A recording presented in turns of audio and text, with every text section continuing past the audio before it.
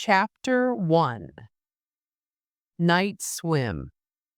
The shark moved through the night water without a sound. It swam towards the shore with its eyes and mouth open. Between the sea and the shore was a long beach. Behind that each there was a house with lights in its windows. The front door of the house opened, and a man and woman came out. They stood for a short time and looked at the sea. Then they ran down to the beach. The man sat down and closed his eyes. The woman smiled at him and said, "Do you want to go for a swim? You go on. I'll wait for you here." She began walking out towards the sea. The water came up round her feet. It was a warm June night, but the water felt cold. The woman called back, "Come and have a swim with me." But there was no answer from the man. She ran into the sea, and soon the water was up to her head. She began to swim. The shark was 100 meters from the beach. It could not see the woman. It could not see anything in the dark water, but it felt the sea move. It turned towards the shore. The woman swam away from the beach. After about 100 meters, she began to feel tired and stopped for a short time. Then she turned and began swimming back to the shore. The shark moved closer to the woman. For the first time, she felt afraid, but she did not know why. She looked up and saw the lights in the house. She was about 70 meters from the shore. She began to swim faster. The shark was now above the water, about 15 meters from the woman. Suddenly, it dropped down to the left. The woman felt something hit her right leg. She put her hand into the water and tried to find her foot. Then she cried out. The shark turned and then turned again. This time it attacked the woman from below. It swam up fast and pushed her out of the water. The shark carried the woman away in its mouth. It came up out of the water and then went under again. A short time later, it began swimming away from the shore. The man opened his eyes. It was dark and he felt cold. He stood up and began to dress. It was then he saw the woman's shoes on the beach. He picked up the shoes and walked back to the house. The door to the woman's room was open and the light was on. But she was not there. There were 2 more rooms in the house. The man opened the door of the first bedroom and went across to the bed. "Jack." The man in the bed opened his eyes. "What?" "It's me." "Tom, I think there's something wrong. Where's Chrissy?" "I thought she was with you." "No, she isn't." "I can't find her. She's not in the house and she's not on the beach." Jack sat up and turned on a light. He looked at his watch. It was 5 in the morning. "I'll phone the police," he said. Chapter 2. Body on the beach. "Mr. Brody, this is Hendricks. We've got a problem. We had a call from a house on Old Mill Road a few minutes ago. A girl went out on the beach there last night and she didn't come back. What time is it?" 5:30. "Sorry." "No, you were right to call." "Tell me everything you know." It was nearly 6:30 when Brody drove his police car along Old Mill Road. He looked all along the beach but did not see anything unusual. At 8 o'clock, Hendricks arrived, and the 2 policemen called at Jack Foot's house. A young man opened the door. "I'm Tom Cassidy," he said. "No, Mr. Cassidy, we didn't find her," said Brody. "We're going to look on the beach now." "I want to come too," said Cassidy. The three men walked down to the beach. "I went to sleep here," said Cassidy. "And I found the shoes here." Brody looked up and down the beach. "Let's walk," he said. "Come with me, Mr. Cassidy." "Leonard, can you walk back towards Mr. Foot's house?" Hendricks took his shoes off and began to walk. The beach felt cold and wet under his feet. After about 15 minutes, he turned and looked back. Brody and Cassidy were now a half-kilometer down the beach, so he began to walk towards them. Suddenly, Hendricks saw something in front of him. He walked quickly towards it and then stopped. For a short time, he did not move. Then he cried out. In front of him was a woman's head and some of her arm. Brody and Cassidy ran down the beach to Hendricks. Brody arrived first. He looked down and saw the woman. Then he closed his eyes. "Mr. Cassidy, is this her?" Cassidy was very afraid. His eyes moved from Hendricks to Brody. Then he looked down. "Oh no," he cried, and he put his hand to his mouth. "Is it her?" He turned away. "Yes," he said. "What happened?" "I don't know," said Brody, "but I think a shark attacked her." That night, Brody met his friend, Harry Meadows. Harry wrote for the town's newspaper, the Amity Leader. "I think it was a shark attack," said Brody. "You're right," said Meadows. "This afternoon I talked to a young man called Matt Hooper. He knows everything about sharks." "What did he say?" "He thinks it's a great white shark. They call the great white the man-eater. Other sharks don't usually attack people. Does he think it will attack again?" "No, Hooper thinks this was an accident. He thinks the shark is now far away." Meadows looked at Brody. "It's not going to happen again," he said. "And I'm not going to write about the accident in the Amity Leader. But it's a big story for your newspaper." "I know, Martin. But it's summer, and this town must have visitors in the summer. People are afraid of sharks." "That's true, Harry," said Brody. "But I want to close the beaches for 1 or 2 days. And I want you to write the story." Meadows sat back in his chair.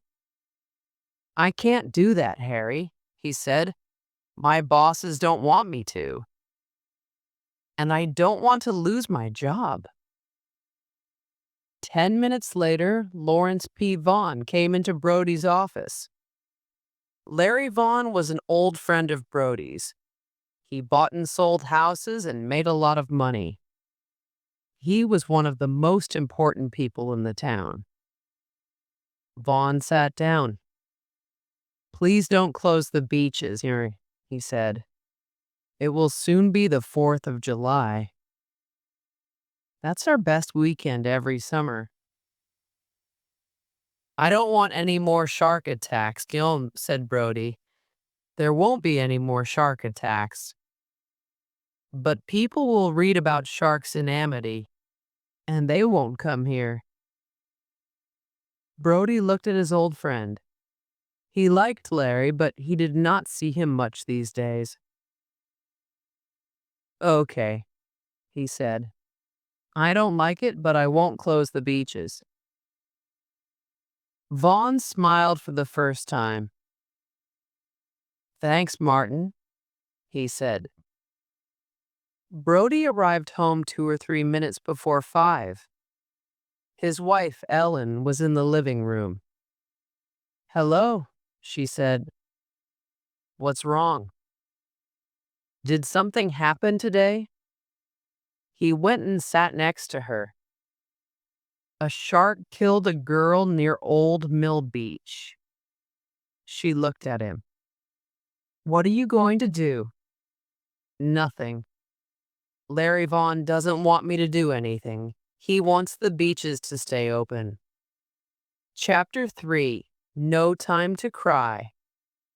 The next few days were hot, and summer visitors from New York began arriving in Amity.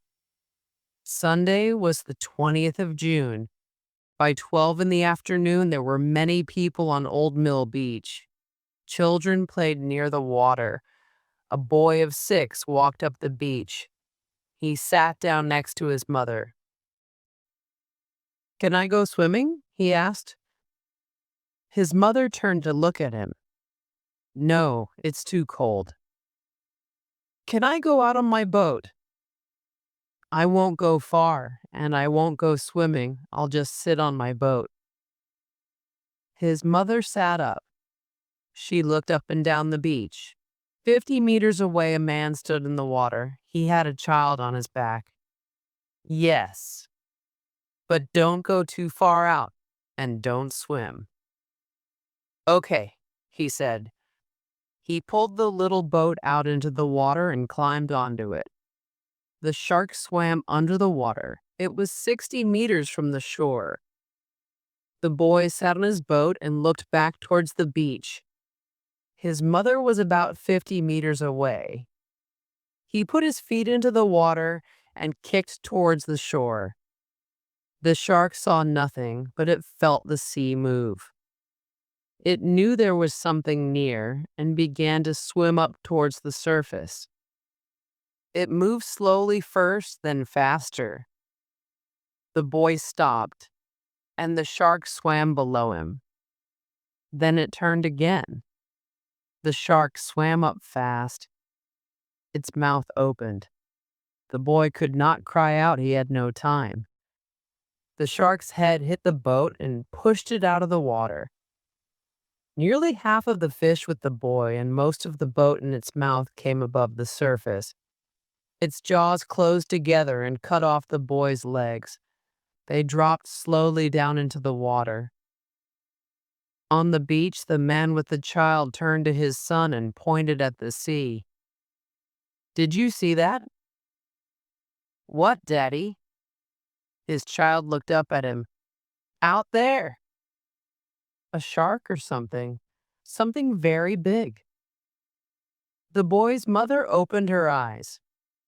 She looked over at the man and saw him point at the water. People were running away from the sea. She sat up. Suddenly, she remembered. "Alex," she said. The phone rang. Brody got up from his lunch and answered it. When he came back, he looked afraid and angry. "What is it?" asked Ellen. "A shark attack on a child." "Oh, no. And you didn't close the beaches?" She stopped. "Yes, I know," he said. "I didn't do my job." 20 minutes later, Brody arrived at the police station. The boy's mother was in the office. "I'm sorry," said Brody. The woman began to cry. Suddenly, the door opened and Hendricks ran into the room. "Shark attack!" he cried. "We know, Leonard," said Brody.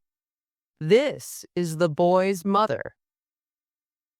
"Boy?" said Hendricks. "What boy?" "This was a man, an old man, 5 minutes ago." On Monday morning, Brody arrived at the police station soon after 7. He went into his office and found a newspaper on his desk. On the front of the newspaper, it said, "Shark attack kills 2 in Amity." Brody sat down and began to read the story. "Is that from New York?" Brody looked up and saw Meadows at the door. "Yes." "Did you write about it too?" "I did," said Meadows. "And I spoke to Matt Hooper last night." "Does he think that one fish is doing all this?" "He doesn't know, but he thinks it is. He thinks it's a great white." "I do too. I don't know a white shark from a green shark. But I think it's one fish. Can we do anything?" "Yes, there's one thing," said Meadows. "We can put food in the water for the shark. That'll bring him to us." "But then what do we do?" "We catch him with a harpoon." "Harry, I don't have a police boat, and I don't have harpoons." "There are fishermen here." "They have." A noise outside the office stopped Meadows. Suddenly, the door opened, and a woman ran into the room with a newspaper in her hand. It was the mother of Alex Kintner. Hendricks came up behind her and said, "I'm sorry, Mr. Brody, I tried to stop her." "That's okay, Leonard," said Brody. "Come in, Mrs. Kintner." She walked up to Brody. "What can I do?" The woman hit him in the face with the newspaper. Brody jumped back. The newspaper fell to the floor. "You knew it was dangerous," she cried. "You knew that the shark killed somebody on Thursday. But you didn't do anything." Brody did not answer for a second. Then he said, "Yes, it's true, but it's Mrs. Kintner." The woman looked into Brody's eyes and began to cry. "You killed Alex," she said. "Why? It's—" Brody did not have the words. "It's a long story," he said. Chapter 4. Flicka Brody sat on the beach and looked at the sea. "Hello, Mr. Brody," Hendricks said. He walked up to Brody. "What are you doing here?" "Ben Gardner went out there this morning. He's looking for the shark, but I can't see him on his boat." "Was there anybody with him?" "I don't know." "Do you want to go and see?" "It'll be light for 2 more hours. I can get a fast boat." Brody felt afraid. He was a very bad swimmer. "Okay," he said. "You get the boat. I'll call his wife." 20 minutes later, Brody climbed into the Hendricks boat. "What did she say?" asked Hendricks. "Nothing. She called him on his radio, but there was no answer. Perhaps he turned it off." "And there was nobody with him?" "No." "I don't understand," said Hendricks. "Why did he turn his radio off?" "People don't usually do that." Hendricks started the boat and they moved out to sea. Gardner's boat was more than a kilometer from the shore. As they got nearer, Brody read its name, Flicka. When they were 50 meters from the Flicka, Hendricks slowed the boat down. Brody stood up and called out, "Ben!" There was no answer. The 2 men climbed onto the fishing boat. "Are you here, Ben?" Again, there was no answer. There was a sudden noise and Brody jumped. It was from the radio. Brody looked at Hendricks. He didn't turn off his radio. "I don't understand it, Mr. Brody." "Did Ben fall overboard?" but he's not in the water, and he swims very well.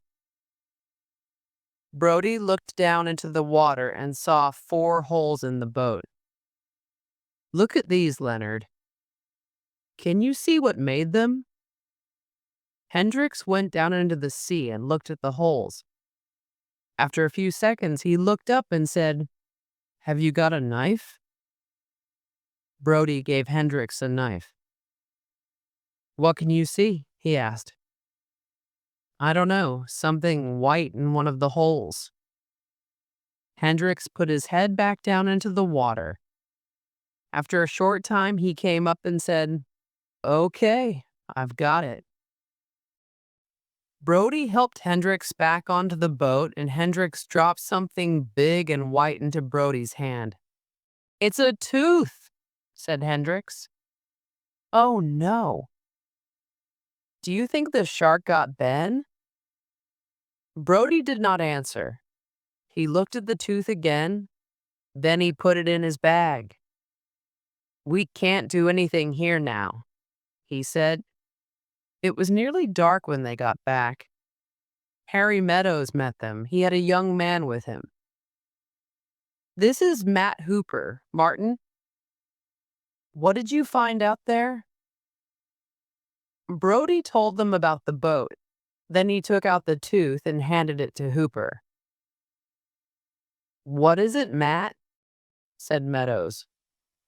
Hooper looked at the tooth. "It's from a very big, great white shark." "What do you think happened?" "I think this fish killed Mr. Gardner." "How?" said Brody. "Perhaps he fell overboard." "Perhaps the fish pulled him over." "What about the tooth in the boat?" "The fish attacked the boat." "What for?" "Sharks are not very clever, Mr. Brody. They try to eat everything." "But a boat! A shark doesn't think. To him, it wasn't a boat. It was something big in the water. Remember that sharks are afraid of nothing in the sea. They attack anything." "And why is he staying around here for so long?" "I don't know. It's unusual, but sharks are unusual. We don't understand much about them. But I can try and find this shark. Can I have a boat?" "Yes, I'm sorry to say," said Brody.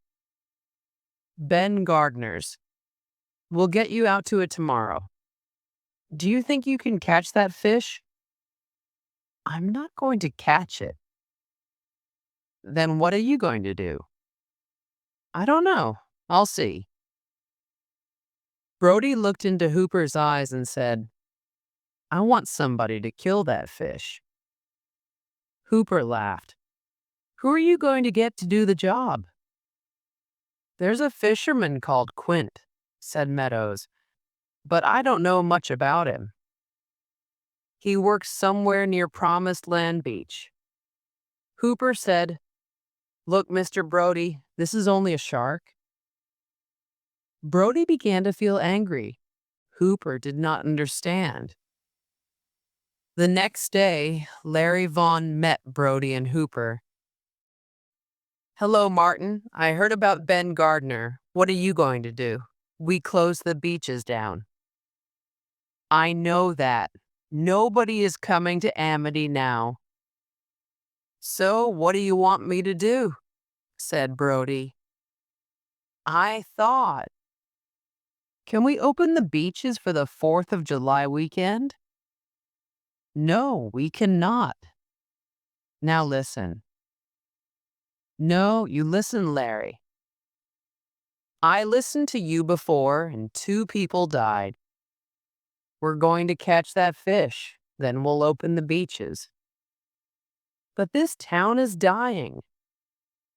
"I know, Larry," said Brody, "but we can do nothing about it." Chapter 5. Shark. The next weekend, Amity was very quiet. The beaches did not open. Hooper went up and down the shore in Ben Gardner's boat.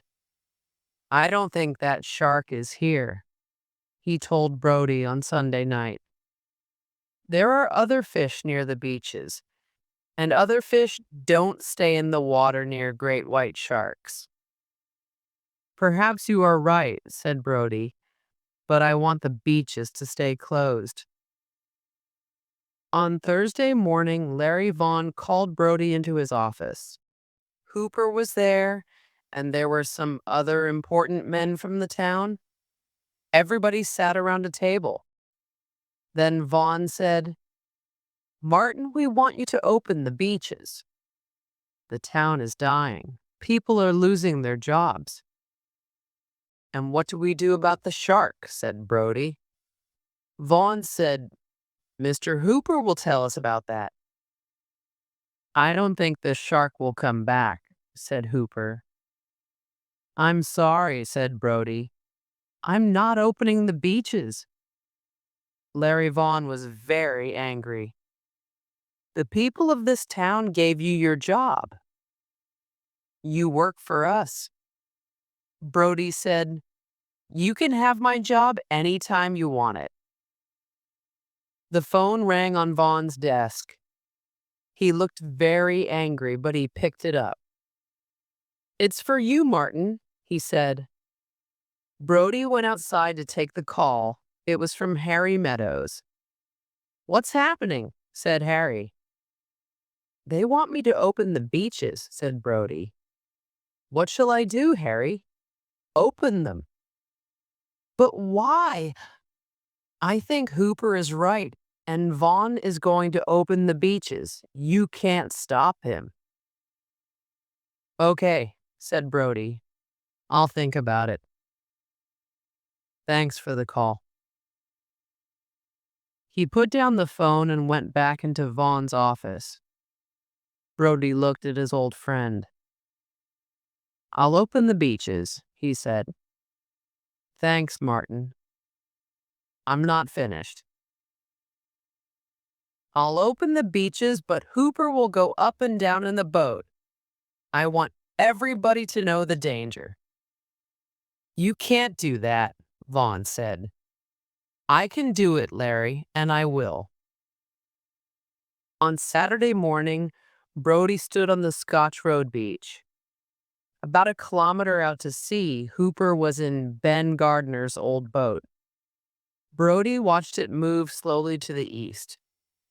Brody took out his radio and said, "Hooper, this is Brody." "Is there anything out there?" There was no answer. "Hooper, this is Brody. Can you hear me?" A short time later, Hooper answered.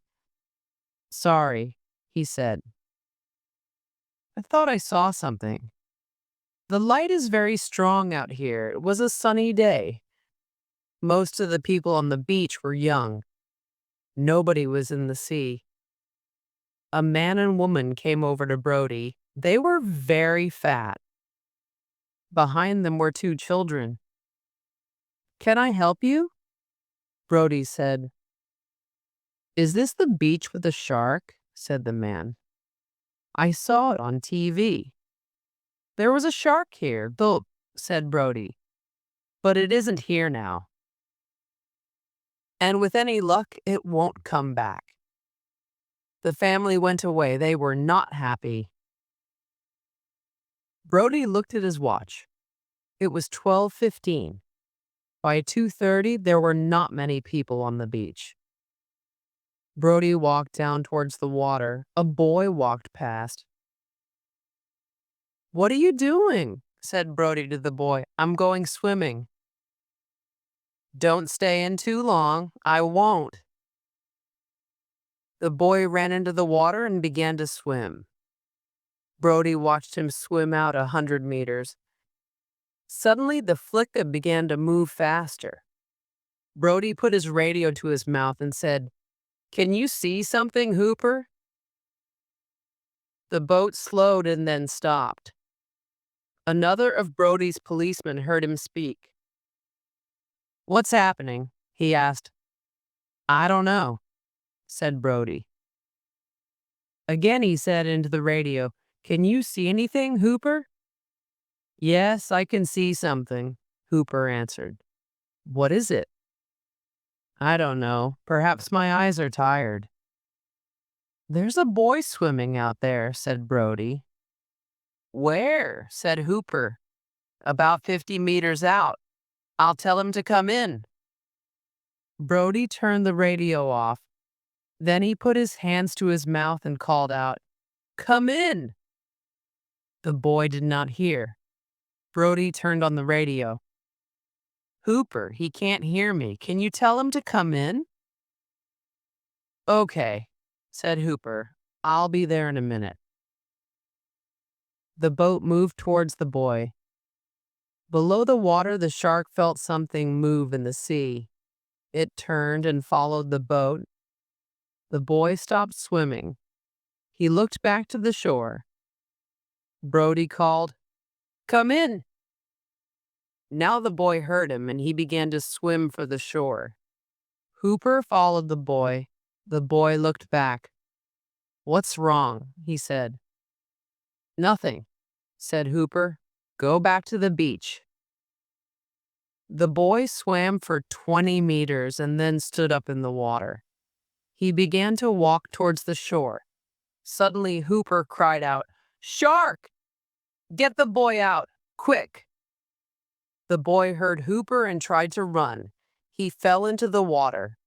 Brody ran into the water, but the sea pushed him back. The boy moved fast now. He did not see the shark behind him. "Quick!" said Brody. He ran into the water and pulled the boy out. The shark went under again and swam away from the shore. The boy lay on the beach. "Are you okay?" Brody asked. "I want to go home," said the boy. A man from the TV ran up to Brody and the boy. "Can you do that again?" he said. "We didn't get very good pictures." Brody was very angry. "Go away," he said. "Everybody go home. I want nobody to go near the water. This beach is closed." Chapter 6. "What do you think, Harry?" said Brody. "Can this man Quint help us?" "We can try him," said Meadows. "We don't have anything to lose." "I don't think he can help," said Hooper. "This shark." "Do you have a better plan?" asked Brody. When Hooper did not answer, Brody picked up a phone book. "Here it is. There's only one Quint, and he doesn't have a first name." Brody phoned the number. "Mr. Quint, this is Martin Brody from Amity Police. We have a problem." "I know." "The shark was here again today." "Did it kill anybody?" "No, but it nearly took a boy." "It's a big fish. It eats a lot of food." "Can you help us?" said Brody. "This fish is killing people."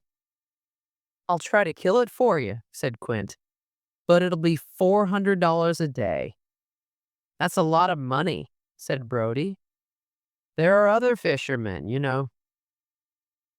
Quint laughed. "Yes, you sent somebody out last week." "And he's dead." "Can you start tomorrow? I must have 2 men to help me."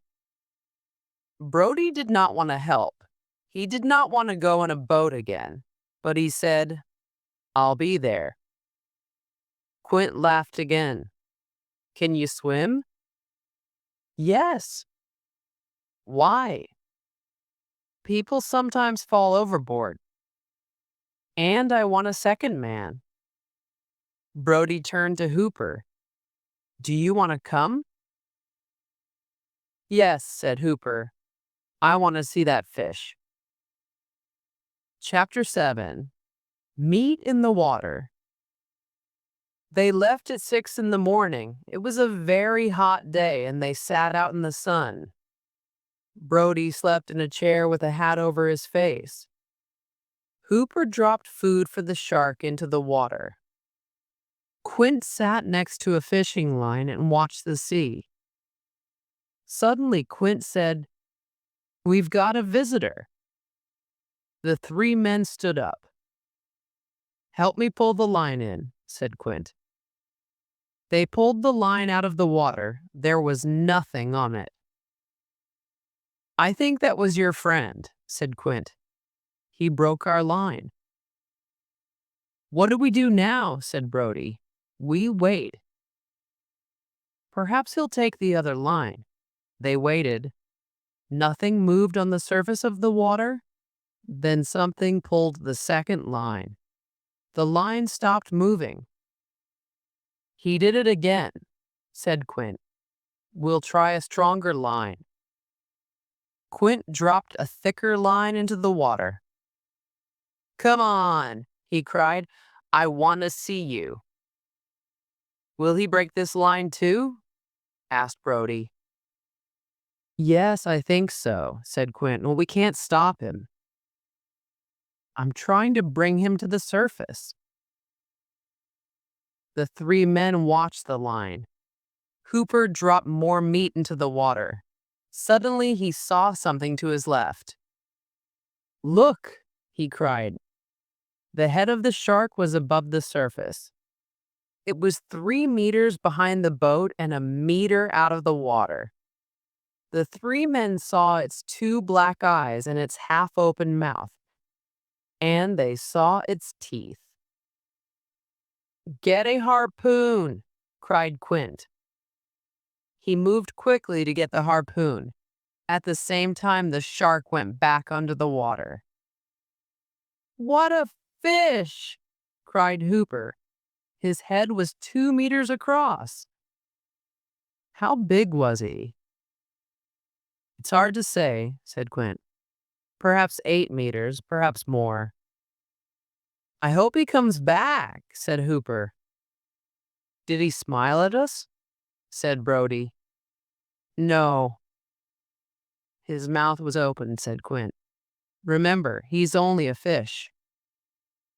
"What do we do now?" asked Brody. "Do we drop in more fish food for him?" "No," said Quint. "We got him to the surface once. He'll be back." Suddenly a noise in the water made Hooper turn. "Look," said Quint. The shark was 10 meters from the boat. "It's attacking the boat!" cried Brody. "Hand me the harpoon," said Quint. The shark came very near.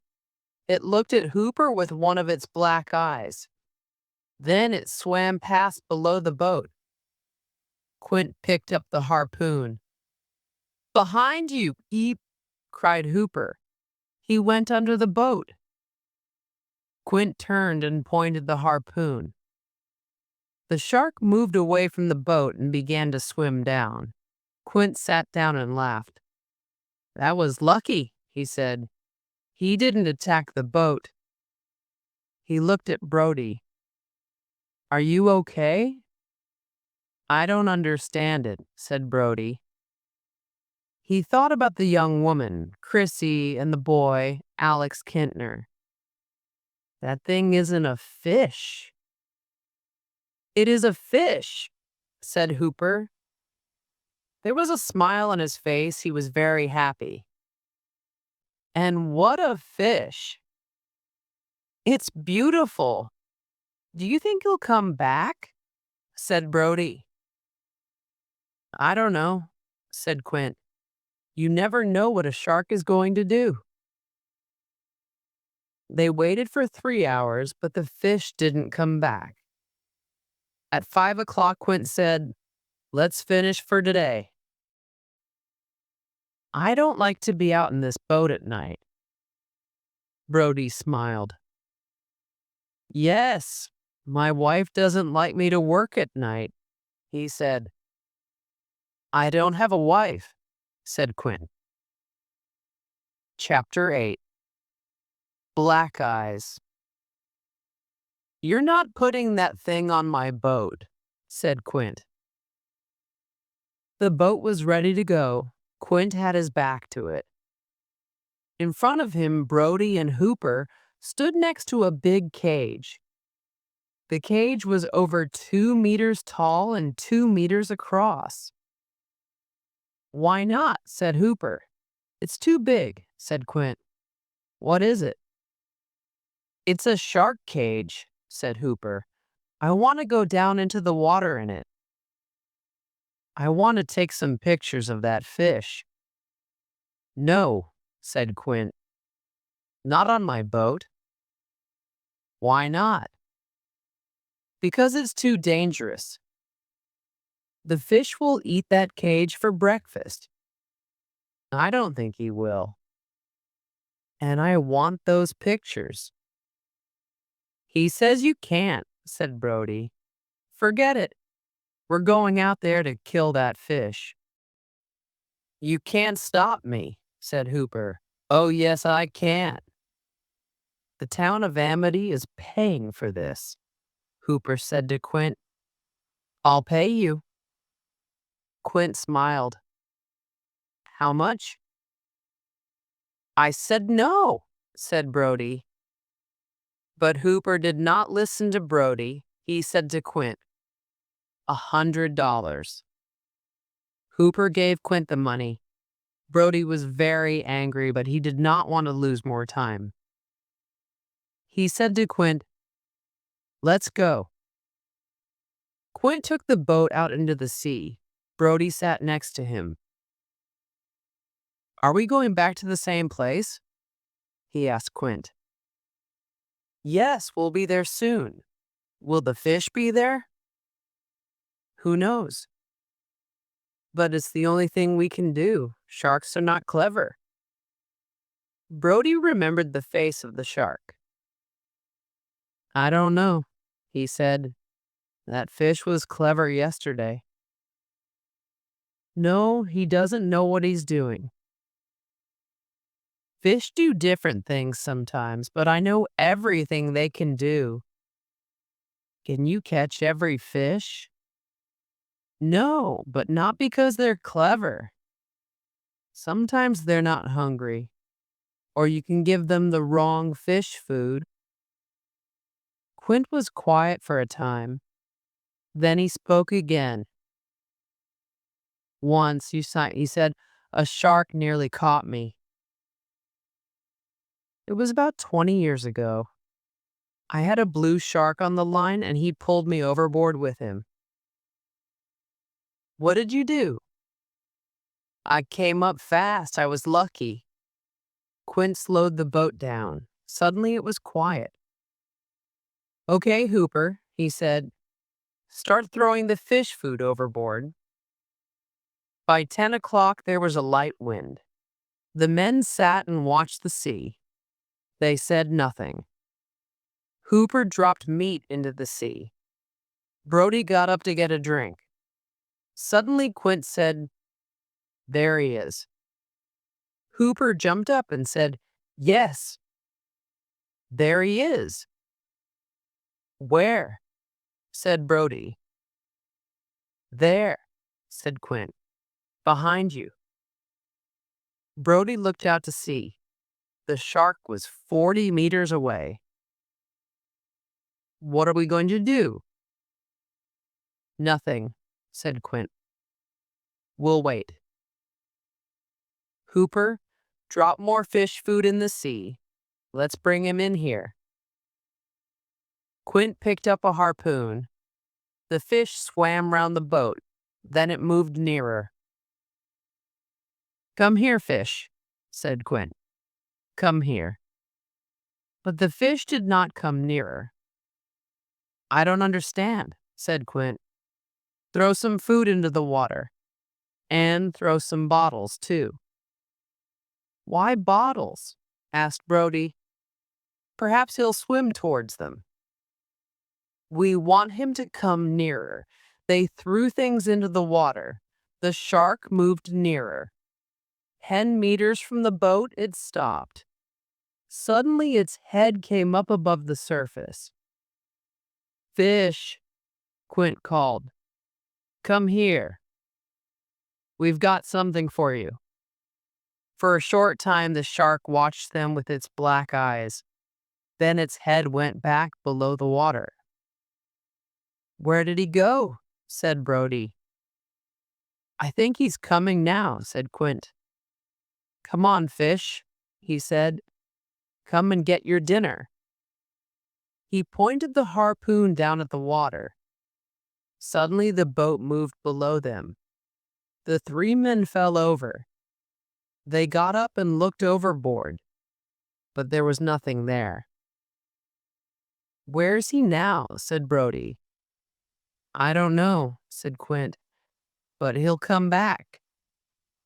"Let's put the cage overboard," said Hooper. "No," said Brody. "It might bring him out." "And I won't go down in it," said Hooper. "What do you say, Quint?" "Okay," said Quint. "You paid for it." He put down the harpoon, and he and Hooper pushed the cage overboard. The three men looked into the water. "Do you think the fish will come up?" said Brody. "I think he'll come and look at the cage," said Hooper. But the shark did not come up. After 15 minutes, Hooper said, "I'm going down there. Perhaps that'll bring him up." "Wait for the fish," said Quint. "He'll come up." "I don't want to wait 10 years for him, Quint." "I don't think you understand this fish." Quint looked at Hooper. "Are you saying I don't know my job?" "No, but I think I can kill the fish." "Okay, go and do it then." Brody said, "We can't let him go down in that thing." But Quint did not listen. "Go on," he said to Hooper. "Get in the cage." Hooper got into the cage and they dropped it overboard. It stopped 2 meters below the surface. Quint picked up the harpoon.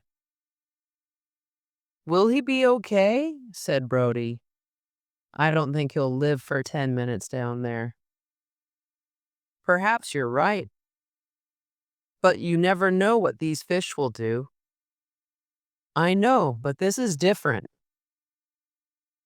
"This is like putting your hand into a fire." Chapter 9. Cage Below the Surface. Hooper looked for the shark. He knew that Quint was wrong. The shark was not below the boat. It did not sit in any one place. Sharks never stopped moving. Hooper turned slowly in the cage. He looked but saw nothing. A small fish swam towards his face.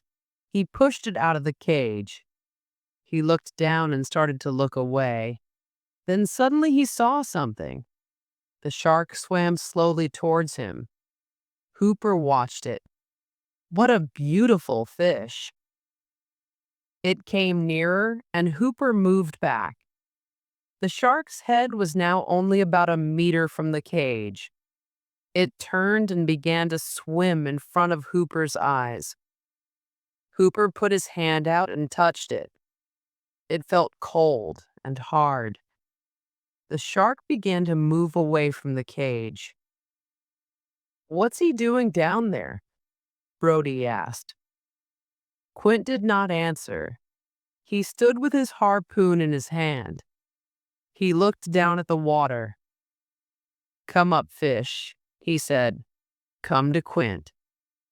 "Do you see it?" said Brody. "What's it doing?" "Nothing." Hooper began taking photographs. He watched the shark turn towards him. It moved fast with its mouth open. He waited for the shark to turn again, but the shark did not turn. It hit the cage and made a hole in it. Hooper fell back. "It's attacking!" cried Brody. He tried to pull the cage out of the water. "Throw the harpoon!" "I can't throw it. I must get him to the surface first. Come up! Come up!" The shark moved back out of the cage. Hooper tried to get to the surface. He saw the hole in the cage. The shark pushed its head through the hole again. Hooper moved to the back of the cage. The shark pushed again, and Hooper saw its teeth. The jaws of the shark closed around him. Hooper pushed his hand into the black eye and thought, "I'm going to die." "He's got him," cried Brody. "Do something." "The man is dead," Quint said. "How do you know?" "He's dead." The shark left the cage and dropped down a meter. Then it swam up towards the surface.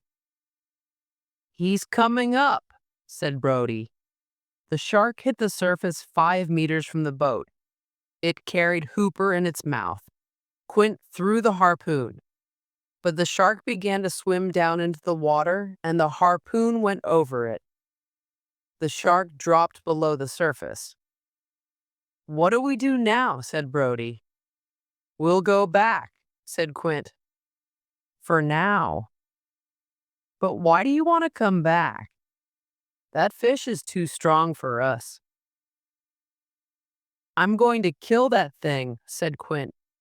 "I don't think I can get more money for you." "This is not about money." "What are you saying?" Brody looked at Quint. "I'm going to kill that fish. Do you want to come with me?" Brody looked into Quint's eyes. They were as dark as the eyes of the shark. "I'll come," said Brody. Brody arrived home late that night. He told Ellen about Hooper. She was very sad. "It's over now," she said. Brody did not answer for a time. Then he said, "We're going out tomorrow at 6 o'clock." "Why?" cried Ellen. "What can you do?" "We're going to catch the fish and kill it." "Do you think you can?" "I don't know, but Quint thinks we can, and it's my job to help him." "But it's not your job." She was very angry and very afraid. She began to cry. Brody said nothing. Then he said, "No, you're right." "Then why?" "I don't think I can tell you," said Brody. "I don't think I know." Chapter 10, Fight to the Finish. The next morning it rained. Brody met Quint at the boat. "Is it only me and you this time?" said Brody. "Yes," said Quint. "You know the fish as well as any man." "Nobody can help us now." Quint turned the boat out to sea. After 10 minutes, he slowed it down. Brody looked back towards the shore. "We're not out as far today," he said. "We can't be more than 3 kilometers from the shore." "That's right." "So why are you stopping?" Quint pointed to the shore. "I don't think he'll go out for today," he said. "I think he'll be somewhere between here and Amity." Quint stopped the boat and Brody began dropping meat into the sea. Quint threw a line overboard.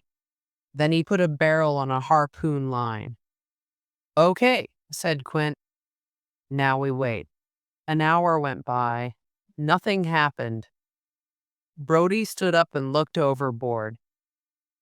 Suddenly he saw the head of the shark with its black eyes and open jaws. It was less than 2 meters away. "Oh no," Brody said. "He's here." Quint jumped up. The shark's head dropped back into the water. A minute later, it hit the boat. The boat moved up and down. Then the shark went under again and the boat stopped moving. "He waited for us," cried Brody. "How did he?" "I don't know," said Quint. "We've got him now." "We've got him? Did you see what he did to the boat? He's got us, I say." The line moved and there were noises from under the boat. Quint stood and picked up a harpoon gun. He'll be back soon. The boat moved again. Quint put his head overboard and cried, "Come out from under there." "What's he doing?" Brody asked. "He's making a hole in the boat." "Look, the water's coming in. Come out and I'll kill you." The shark came to the surface and began to move towards the boat. "Come to me," said Quint. "Come to me." He stood and watched the shark. When it was a meter from the boat, he used the gun. The harpoon hit the shark, and then the shark hit the boat hard. Quint fell back and his head hit a chair. He jumped to his feet again and cried, "I got you." The harpoon line went overboard. It pulled the barrel into the water with it. "He took it down with him," said Brody. "Not for long," said Quint. "He'll be back. When he comes, we'll throw harpoons at him again and again and again, and then we'll have him." Quint watched the water. "Get another barrel," he said. "Bring it back here." Brody ran to the front of the boat and got a barrel. He carried it over to Quint. "Here he comes," said Quint. He pointed down to the left. The barrel came to the surface and moved in the water. Quint picked up a harpoon. "He's coming up." The shark jumped out of the water. It was less than 3 meters from the boat. "I'll get you," cried Quint, and he threw the second harpoon. The harpoon hit the shark and it fell back into the sea. Water came over the boat. The second line went overboard. "We've got him," said Quint. The boat moved once and then again. They heard the sound of something breaking. "Do you want to attack again?" said Quint. "You won't take any man with you." Quint started the boat and they began moving away. "Is the boat okay?" said Brody. "He made a hole under us," said Quint, "but we'll be okay." "That's it then," Brody said happily. "The fish is dead." "No," said Quint. "Look." Brody looked back and saw the 2 red barrels in the sea behind them. "Why is he coming after us? Does he think we're food?" "No, he wants to fight us." For the first time, Quint was afraid. "Do sharks usually do this?" "No," said Quint. "They sometimes attack the boat, but they stop after you hit them with a harpoon. But this one wants to fight, so we'll fight him." Quint drove the boat faster. The barrels came after them. He slowed the boat and picked up a third harpoon. "Okay," he called. "Come and get it." The barrels came through the water. They were 40 meters away, then 30, then 20. Brody saw the shark swim past the boat below the water. It was 2 meters from the surface. "He's here," he cried. The shark swam past the boat. After 40 meters, it turned. Its head came out of the water and then dropped back in. "Here he comes," said Quint. The shark hit the boat and Quint threw his harpoon. It hit the shark in the head, over the right eye. The line went slowly overboard. "I got him in the head," said Quint. But the barrels moved on across the surface of the water. Then they went under. "What's he doing?" said Quint. "No fish can attack with 3 harpoons in him, but he can't live for much longer, and we can wait." For 3 hours they waited. They watched the barrels move slowly across the surface of the sea. At 11 o'clock the rain stopped. Then for nearly an hour the barrels did not move. "What do you think?" said Brody. "Is he dead?" I don't think so, but perhaps we can pull him in with a strong line. They began to pull him in. The shark was very heavy. The barrels did not move. Then suddenly the line started coming at them fast. Did the line break? Said Brody. No, said Quint. Brody saw he was afraid. He's coming up. Quint started the boat, but it was too late. The shark came up above the surface. Brody watched it jump and cried out. The shark dropped down onto the back of the boat and pushed it below the surface. The water came up their legs. The shark was now only a meter from Brody's head. He looked into its big black eye and thought, I'm going to die. Look what you did to my boat, cried Quint. He picked up a harpoon and pushed it hard into the shark's head. The boat started going down. The shark fell back into the sea, but the line from the harpoon began pulling Quint into the water. Brody tried to help him, but it was too late. The big fisherman went slowly down under the dark water. For a short time, there was no sound. The water was up to Brody's mouth now. 20 meters away, the shark came back up above the surface. Go away, cried Brody. The big fish came nearer and nearer. Brody cried out. Then he closed his eyes and waited. Nothing happened. When Brody opened his eyes, he saw the shark there next to him. For a short time, it did not move. Then it slowly fell back below the surface of the water, down and down, out of the light. It pulled Quint's body behind it. Brody watched the dead shark fall down and down into the sea. Then he began to swim towards the shore.